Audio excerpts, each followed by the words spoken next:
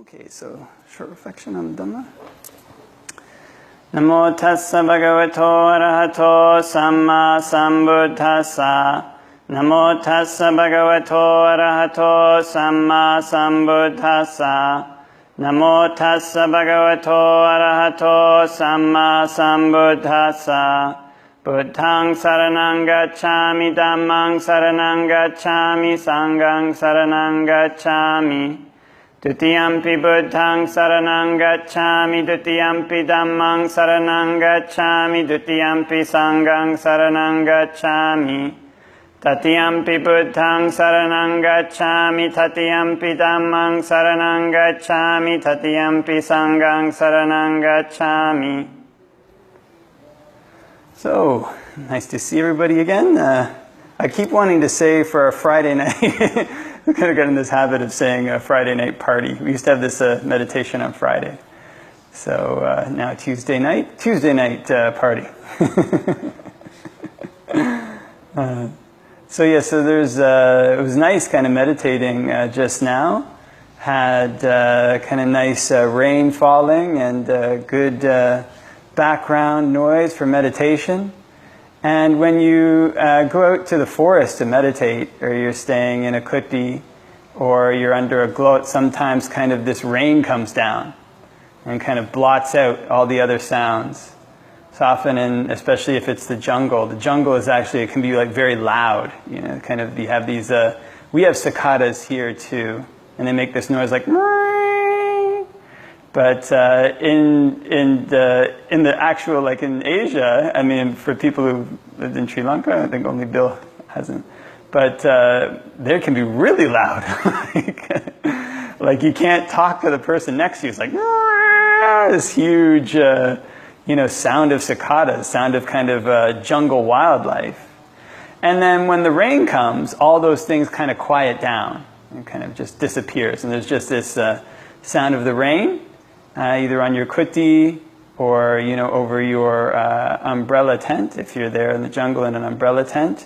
And it can be something really peaceful. So actually there's this passage in the Canon in the Buddha's time, and also now, monks observe this kind of a Vas season, which the first one is actually coming up in a few days. Monks enter kind of this Vas season, and they couldn't wander during that time. And they had to stay in a dwelling. Couldn't stay in what the Buddha called a non-dwelling. They couldn't stay in like a cave or like a tree hollow, or they couldn't stay under their like mosquito net. So you have to live in an actual building during that time. And sometimes people would kind of make their own little buildings, or lay supporters would build buildings for these individual monks, and those monks would go and stay, some of them by themselves, for vasa. Just stay off on their own. And then they would put these grass thatches along the edge of the hut. So it would have this kind of pole along the center, I think, called a ridge pole. And then they would have all this grass along the side. And they still make kind of huts like that today in Thailand, and probably in Sri Lanka too, that monks can stay in. And so there's actually this very famous verse in the Theragatha where there's a monk, and he's got his hut all thatched. And then in India, when the rain comes, I don't think it's like this. I was there one time, and I think it was like after the monsoon, but in like a second, people are completely drenched. It's just this torrential downpour. The rivers, they have these completely dry riverbeds. I'm sure many people here probably been to India. But it looks like a desert, if there's nothing there. And then during the rains, these things become raging rivers. It's huge, like very wide rivers, like a mile, or like a kilometer wide. And they just become these raging rivers from nothing. These torrential rains come down.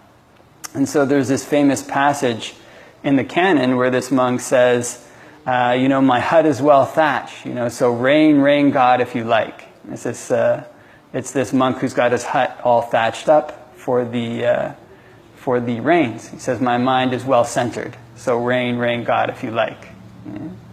And this is what the Buddha describes as a kind of pleasant abiding. There's a kind of metaphor almost to this, because the Buddha uses metaphors with rain a lot, because when we have a lot of a well-thatched hut, even when the rain comes, it can be something quite pleasant. It doesn't have to be something that's, tricky or terrifying. It doesn't have to be something that gets us wet. Actually, I like listening to I find it, pleasant to listen to the sound of rain. And actually, when I was growing up, one of the friend of my mother's, he used to love to sit out and watch these thunderstorms, so long as it was safe. And so the metaphors that come with this all the time, like this kind of metaphor with the kuti, the image we get of this monk sitting in the kuti with his mind well centered, is that the rains that come can't affect his mind. They can't kind of penetrate the well-thatched roof of his kuti. And so the kind of metaphor that comes through here is, is kind of striking and also pleasant if we've gotten used to the sound of rain, which is that in a similar way, if our mind is well-centered, if our mind is kind of well-thatched, then regardless of whether or not it's raining outside, we don't get wet. Kind of rain, rain God if you like. And so the interesting thing here is that when monks have to set up this dwelling, they have to stay in one place. It means they can't wander around during the rains. Traditionally, monks have this kind of wandering lifestyle where you wander from one place to another and you live off of alms food. Still monks living that way in Asia. Canada, it's a bit tricky. It's a big country and developed after modern transportation. So you have to walk a long way to go to another village. But when monks wander around in this way, sometimes they would, trample crops. And also wandering during the rains, you're exposed. If you're out there under a tree with your umbrella tent, which is this kind of umbrella, and you put a mosquito net around it, then when the rain comes, it penetrates that. Sometimes rain comes like from the side and can very quickly penetrate your umbrella tent, can very quickly get you soaked. And similarly, if a monk is out wandering in the woods, wandering on one of these kind of things that seem nice and safe, and a torrential downpour comes, he could find himself, or she, if it's a nun, at a river that was once very small and is now just completely filled and is impassable. It's kind of dangerous. So during the rains, these kind of things, just wandering around, being outside the kind of comforts of your hut, being outside the kuti, could be dangerous. Also kind of not good because you would trample all the new crops.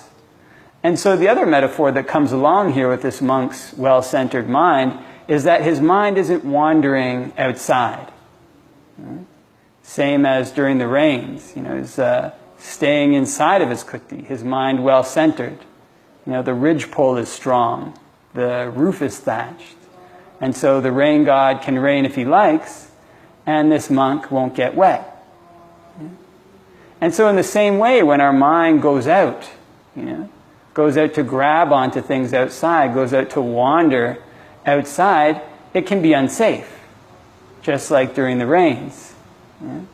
Goes out to wander and grab onto, people that we care about too much. Goes out to wander and grab onto our job. Goes out to wander and grab onto our house. Goes out to wander and grab onto our car. Then when the rain comes, we can get wet. If we're not safe inside our kuti with a well-thatched roof, with a strong ridgepole.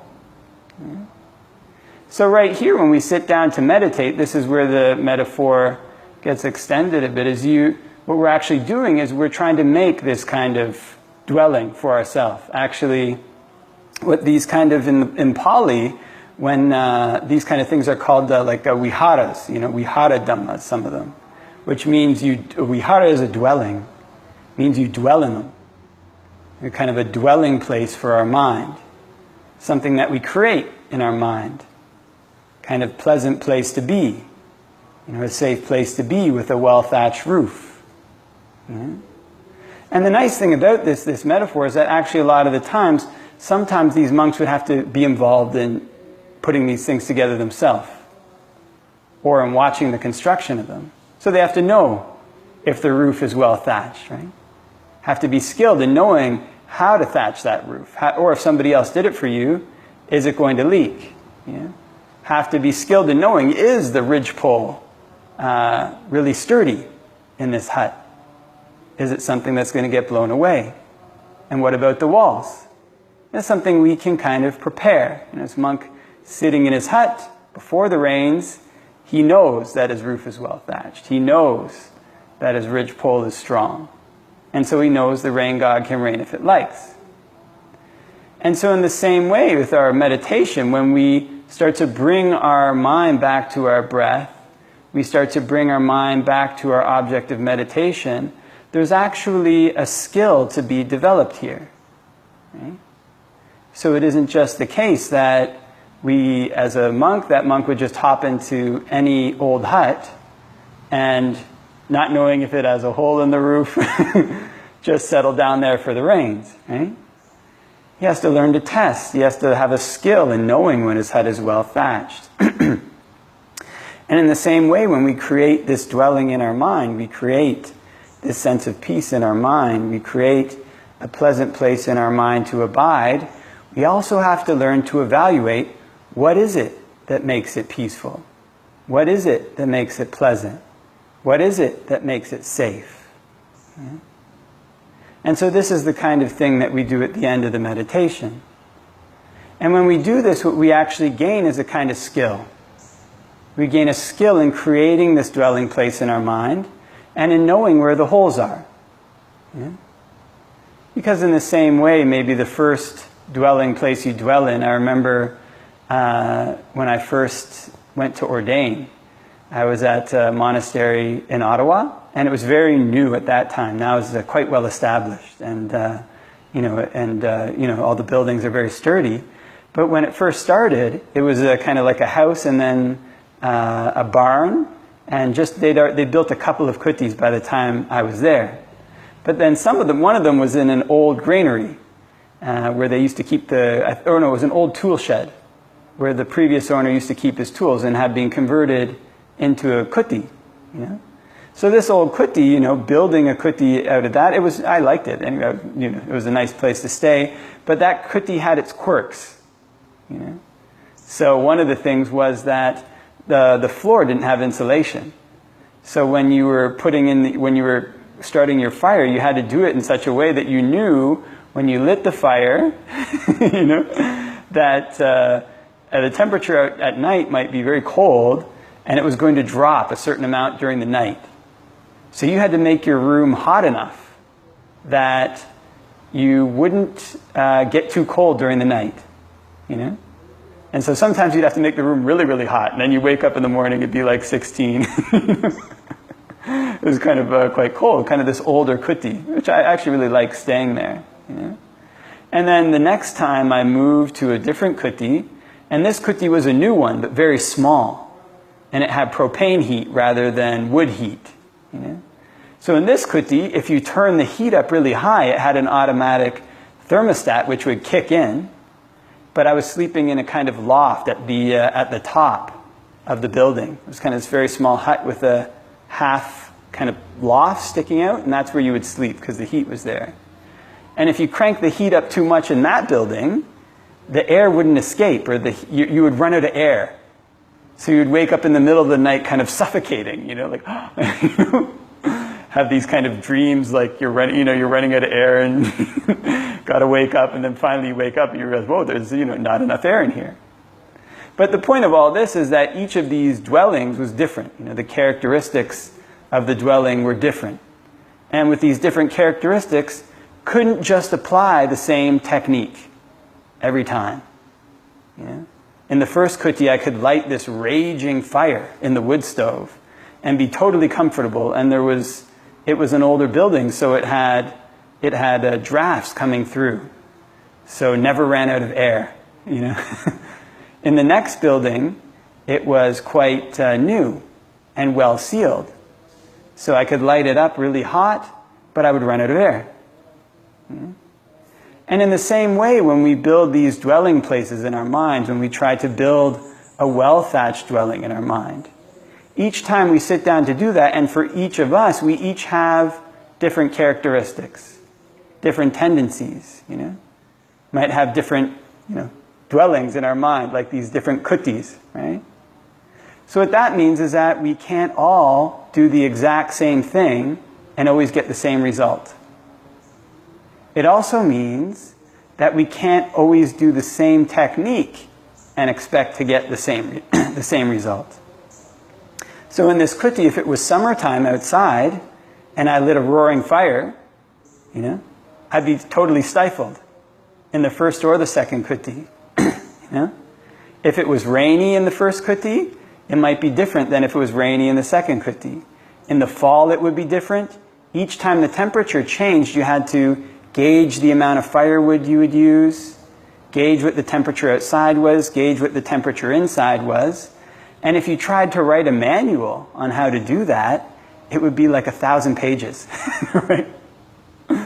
When the temperature goes up 0.01 centigrade and outside there's 15% humidity plus, X amount of wind plus whatever, all these different factors. Couldn't write a manual for that. Couldn't write a technique for that. And in the same way, the Buddha didn't write a manual per se in terms of just do technique X, Y, Z for our minds. What he gave us were tools to work with, to build a dwelling place in our mind, to build a dwelling place in our mind that's safe from rain, that's well thatched. But to get these tools, we have to gain a skill ourselves. So in the same way, you can't write a 1,000-page manual for how to set the temperature right in the kuti every time. But what you found was, living in a kuti like that for a long period of time, drafty kuti, you got to intuitively know it. You gain this kind of skill in the kuti so that you could be outside and then walk inside and think, okay, I know about the amount of firewood that there's got to be in here. Just by feeling it. Just by gaining a familiarity with it.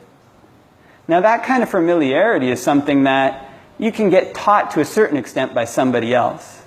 You could learn, if I wrote a manual on that kuti for the next inhabitant, they could learn to a certain extent, about that. But at the end of the day, taking that manual to make that dwelling a comfortable place, to make it a place they could live in full time, to make it a place that they were skilled in, they would have to go into the kuti, live there, start trying to light fires in the depths of winter, start trying to figure out how to manage the rain if there's a leak.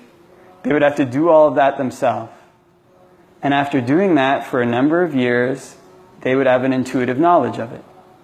They would know it for themselves. They would be comfortable dwelling in that place. And so it's the same way for our mind. When we want to have a comfortable dwelling in our mind, we know what our objective is, right? We want our minds to settle down with the breath. We want our minds to settle down with an object of meditation. Not to roam outside where we can get soaked by the rain. But to stay inside when the rain god is raining in a well-thatched kuti. But then when our mind wanders out, it wanders out in different ways. So how do we bring it back? How do we stop it? How do we make our roof well thatched? How do we make our walls firm? How do we make our ridgepole strong? So that we can say to the rain god, rain if you like. And this is something that each of us needs to figure out on our own. Right? Of course, we can have the support. We have the support of the Buddha. Right? We have his teachings in the suttas that tell us, okay, you're going to make a dwelling with 4 walls and a roof here. You're not going to make a, inverted triangle in the ground, right? So we know the basic outline. But then finding the thatch, putting it on, tying it tightly, and learning how to keep out the elements, that's something that's up to us. But the nice thing about this is that when we just come into practice, when we just start practicing building a dwelling like this in our minds over and over again, what we gain is a skill in building the dwelling. What we gain is a skill, an intuitive knowledge in knowing when our walls are sturdy, in knowing when our ridgepole is strong, in knowing when our roof is well thatched, in knowing how to do this in different elements, in different conditions, even in different kutis, with different materials. And so when that time comes, we can be a confident person, a person who knows, I've created a dwelling in my mind that's safe. I've created a dwelling in my mind that's secure. With my mind well centered. And at that time we can say, rain, rain, God, if you like. So this is something that the Buddha teaches is possible for us. These kind of metaphors in the Canon, they're very beautiful and very nice. But they're also, even nicer than that, is to actually practice them. Is to actually gain those benefits for ourselves in our life. Is to actually know, if the rain comes, I've built a place that's pretty safe here. I've built a place that's pretty nice. And this is an option for us. It's a possibility for us.